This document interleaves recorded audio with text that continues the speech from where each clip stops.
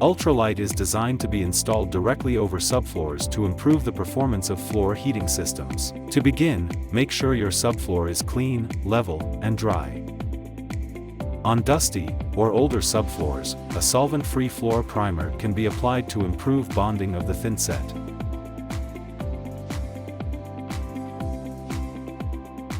Cut the boards to size in your prepared workspace easily using a utility knife without creating any dust.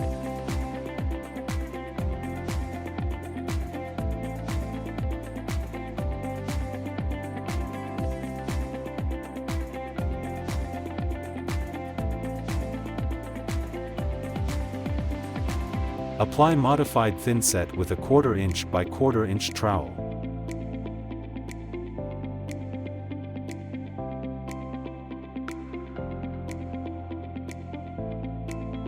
Ultralight can be installed on plywood, OSB, or concrete.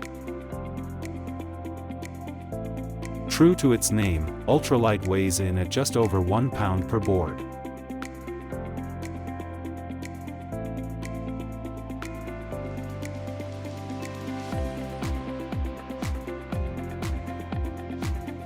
Place the boards down in a staggered pattern followed by the DCM Pro system.